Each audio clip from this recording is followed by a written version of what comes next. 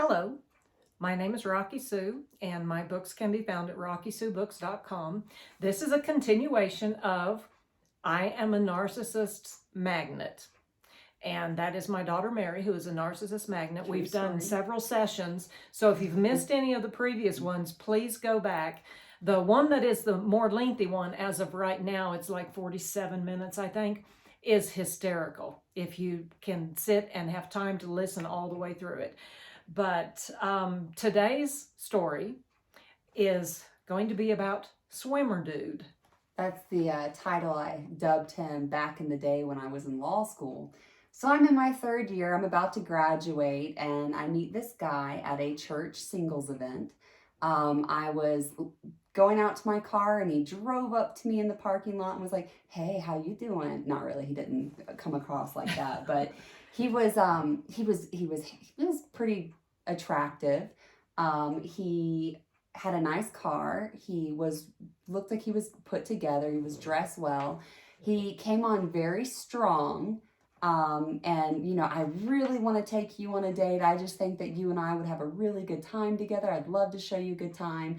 And he was very charismatic, and I was pretty attracted to him. I'm like, yeah, sure, okay, wow, the guy's actually asking me out. I know it was always shocking to me when a guy asked me out because it just didn't happen often. Like, it almost never happened. So I know in these videos, every time I say a guy asked me out, but that was kind of my response because I really didn't date much. So anyway, he was a swim coach at a local university. And I said, okay, we'll go on a date. So maybe like 3 or 4 days later, we go on our first date, and we've been texting and talking on the phone a little bit. And I'm into this guy. He seems like a really cool guy. So we're out on our first date, and at dinner, he shows me a picture of him with this older, distinguished-looking gentleman. And this is a red flag. He says, "You know who this is, right? Please tell me you know who this is." All right, if somebody's going to be condescending to you on the first date, red flag. It's just going to get worse over time. I say, "Is that George Bush Sr.?" I'm not really positive, but maybe that's who it is. He's like, yes, I knew you were going to know this. I knew you were going to know this. Like it was some great feat. So if you hadn't known who George I guess Bush I would have Sr. been was, dumb. would he just let you walk home? I don't know. Maybe I would have been lucky if he would have let me walk home after the way this date goes. Anyway, so he then goes on to talk about how important he is, how he knows important people, all his life goals, and everything about him. All right, that's another red flag. When someone's more into themselves than they are you, they just want to tell you how awesome and amazing they are, and they get their self-worth from who they know or how much money they have. That's a red flag. People should be happy just with who they are, who God created them to be. And wealth and prestige don't make a person's character, and that isn't what makes a person important. A person should just be satisfied with who they are, not who they know and what they have. Anyway, so that was a red flag. Next thing we do is we decide to go get ice cream. And I probably could have already stopped the date, but whatever. I'm still interested. We go to the ice cream shop, and I am dyslexic, and I'm trying to say cake batter ice cream. I'm trying to read that. Instead, I read something like bake catter ice cream or something. And he looks at me and says, "You don't know how to read? Are you stupid or something? Are you retarded?" Okay, that's always a bad sign. This is our first date, and he's already talking down to me on more than one occasion. I tell him, "No, I'm just dyslexic." And let's just put this into perspective. This guy teaches swimming at a college. Nothing against swimmers, but I'm a law student. I'm about to graduate and become an attorney. And he's treating me like I'm inferior and stupid. Like you can't read. Like I can't read because I messed up one sentence. I mean, come on, that's a bad sign. And I mean, nothing against coaches. There are very intelligent coaches out there. But I'm sitting there thinking, you're a swim coach and I'm going to be an attorney and you think I'm retarded? What, like, where does this, like, what, how does this compute? But anyway, so the next thing, he points at his license plate, and it has LFT W, the number 8, T. And he says, you know what that means, don't you? And I'm thinking, I don't know what that means. How the heck am I going to know what that means? And I'm thinking left wing. No, left wing doesn't work because it would be WNG. And I'm sitting there trying to figure out. He sighs. It means lift weights. Oh, okay. I can't believe I didn't get that. And he actually says, I can't believe you didn't get that. Like lifting weights is such a huge Right. part of your life. Right, yeah. I mean, I like working out, but I wouldn't put it on my license plate. I mean, whatever. There's something going on here. I can't quite put my finger on it. At this point, I'm more intrigued than anything else. I'm thinking, what is wrong with this guy? So at several different times during our date and at the first singles event that I met him at, he has this little black book he pulls out of his back pocket and jots something down and slides it back into the back pocket. He is an important person. He's got to write down his thoughts. These are his memoirs, and we're all going to be reading them one day. So anyway, he pulls the little black book out of his pocket after we're almost done with our ice cream. He opens it up. He looks at me. He looks at the book. He looks at me. He looks at the book. He looks at me. He says, I wrote this the first day that we met, and I'm going to share it with you.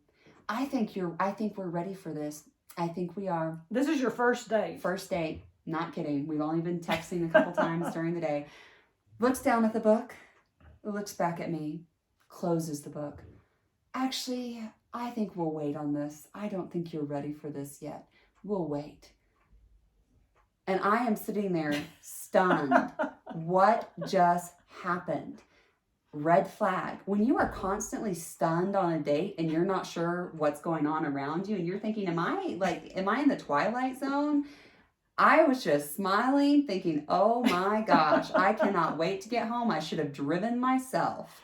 So he on the drive home, he starts telling me how I'm going to hang out with him. Whether or not we date, we are going to hang out. We're going to go to games together. We're going to go to events together. We're going to do all this stuff together. We're going to have the best time ever. And you're supposed to fit this into your law school schedule. Right, and my work schedule, because I'm one of the few people who's working while in law school. I worked at the law library about 20 hours a week. I mostly studied. Sometimes I did work. Anyway, I sat at the front and smiled at people and directed them to where they needed to go. It was easy work. It was good work. So anyway, I'm not proud. I'm not too proud. I'll do anything. Not really anything, just joking. Take that back, cross that comment out. So anyway, I get home and I'm talking to my roommate, Tiffany, who's one of my best friends. Lovely, lovely, amazing person. And she's looking at me, and I'm describing the date, and she's looking at me with this look of pure disbelief and confusion on her face. And then she says, so you're not going to go out with him again, right? And I'm like, oh no, definitely not. As we're talking, all of a sudden my phone ping. Oh boy, someone's texting me. I go look at it, and it's Swimmer Dude. He's back for more. Round 2. Couldn't get enough. So he texts me and he says, what are you wearing to bed? And you know, once again, I haven't had any significant relationship at this point in my life, but I'm thinking, isn't this like a sexual innuendo? Isn't this like a thing people do like right before they start sending pictures of themselves to each other and going to the different level? And I asked my roommate, she goes, oh yeah, that means he wants to go to Boink Boink Land and you should run away. I asked a couple other people. I text 2 male friends and 1 other female friend, and they all have the same response. He's, wanting to get intimate, and he's, that's a sexual thing to ask someone. So I'm thinking, what can I text him back so that he'll really understand that I never want to see him again? So I text him, I'm wearing vomit to bed.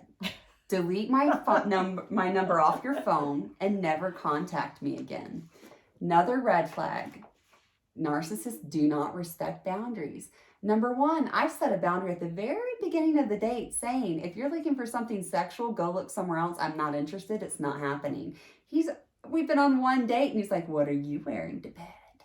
I know it was my interpretation because it was a text, but still. So a normal person, if they go on 1 date and someone texts them and says, delete my number off your phone, never call me again or text me, they're going to be like, delete, delete, delete. And they're never going to contact that person again. Oh no, this guy texts me all night long. I wake up and he sent me like 150 texts. He's vacillating from, I just really thought we had something special and you're going to really regret this and you don't know what you're missing out on, to you're a piece of blah, blah, blah, beep, beep, beep, and a bunch of other things I can't say. He's screaming and cursing at me in the text. But he's going back and forth like a roller coaster on the crazy train. And I was like, oh no, I'm not signing up for this crazy train. That's okay. I'll pass. And so I block him so that he can't write me anymore. And I'm thinking, good grief, this guy, something else. Guess what he does? It's not over. And you met him at a Christian event. At a Christian event. Singles event, yep. Yeah. So don't, because you meet somebody at a place that you would think they would be a good, godly person, doesn't mean they are. My roommate Tiffany would always tell me, she would say, don't listen to what a person says, watch what they do. Watch what they do. If their actions don't line up with their words, then don't waste your time. She's a very wise person. Anyway, she has a great marriage to a nice guy and is not a narcissist magnet. She has these things she calls stink eyes, and she'll like look at people and then they like wither and run away. And I try to do stink eyes. She actually coached me, and I'm like, stink eyes. And she said, you just look constipated. It's not working for you. And so I try to do stink eyes, but apparently I just I'm not gifted at stink eyes, and I really need to work on my like serious face. Anyway, this guy didn't get the stink eyes. He didn't get it. So he comes to the library the next day, and I'm sitting there working at the front, and he comes up and decides he's going to start talking to me, and he gives me like a 30-minute lecture about how we've both acted like 6-year-olds, and we both said things that we regret, and he hopes we can just fix it and work it out, and this is just all a big, huge misunderstanding. And I'm trying to give him stink eyes, doing my stink eye thing, and he's not picking up what I'm dropping. It's not happening. And I just kind of sit there, don't say anything. And eventually, after he listens to himself speak for 30 to 45 minutes, he looks at me and goes, I'll text you. I'll contact you. Don't worry. We're good. We're good. And I'm like, yeah, we're good. And then he left. And of course, he's blocked. So he may have texted me, but I wouldn't have gotten it. I don't know about it, because that was like, whew.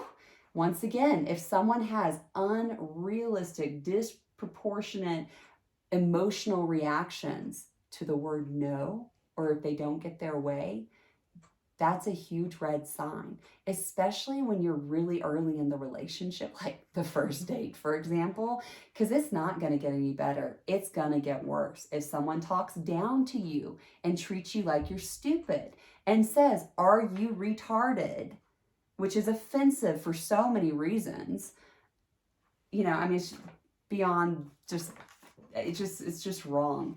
Run away. Don't get on that crazy train. Don't do it.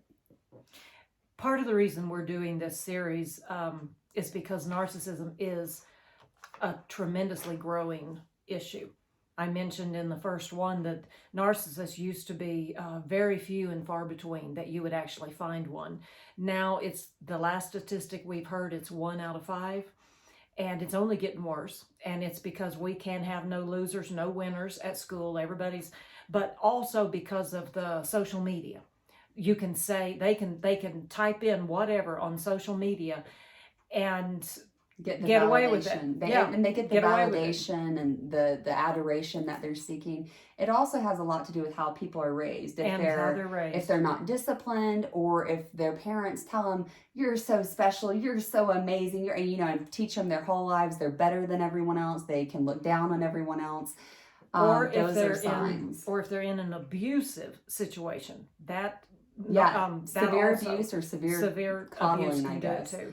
But just be careful with who you're dating, with who you're seeing. Take a look at the people around you. We know of people right now, women, who are in, and it's not just women, men get in the situation too, but that are married to narcissists and don't know it. They think it's normal to be grabbed by the neck and flung against the wall and held there while they're preached at.